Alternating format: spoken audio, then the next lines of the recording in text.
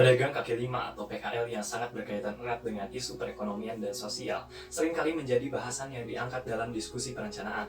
PKL yang tersebar di seluruh Indonesia ini pada dasarnya merupakan sektor informal yang berdiri di tempat yang tidak seharusnya menjadi tempat perdagangan.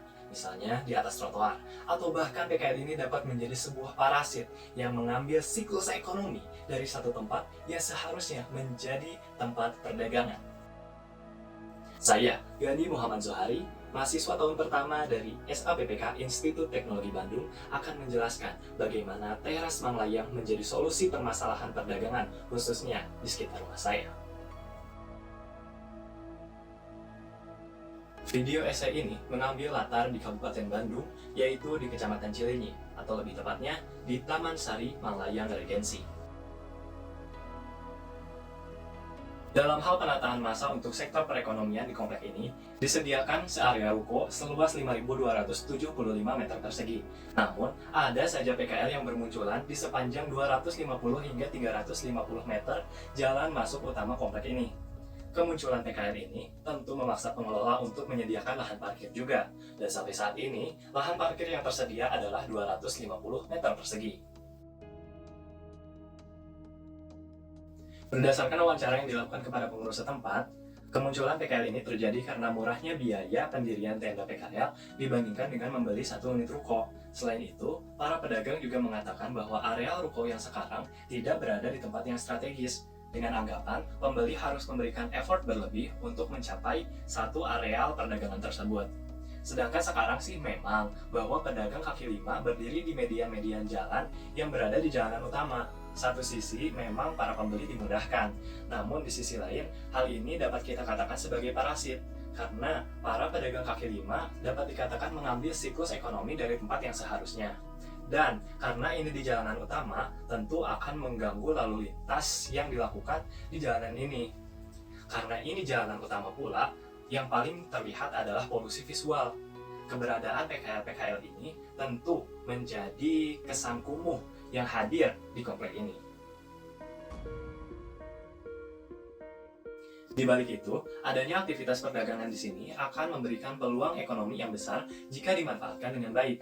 Sebetulnya, keberadaan aktivitas perdagangan di sini telah menjadi ikon pemersatu dua wilayah, yaitu Desa Cimekar dan Desa Cinunuk.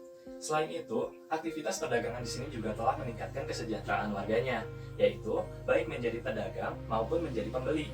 Dalam hal ini, pembeli pun dimudahkan dalam mencari sumber daya yang dibutuhkannya.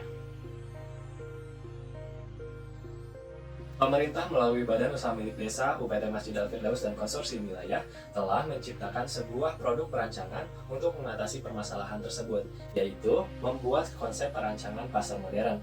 Sehingga nantinya PKL yang sekarang berada dimundurkan beberapa meter ke arah ruang terbuka hijau, sehingga ruang terbuka hijau tersebut dialihfungsikan menjadi areal perdagangan. Oleh karena itu, area perdagangan ini akan terlihat lebih rapi dan lalu lintas akan lebih lancar. Namun, berdasarkan analisis yang telah dijabarkan sebelumnya, ada satu masalah yang belum terjawab dalam produk perancangan barusan, yaitu tempat yang seharusnya menjadi pusat perdagangan atau kita kenal sekarang sebagai areal ruko. Dalam video ini, saya mengajukan satu konsep rancangan yang terinspirasi dari teras Cihampelas, yaitu teras Manglayang.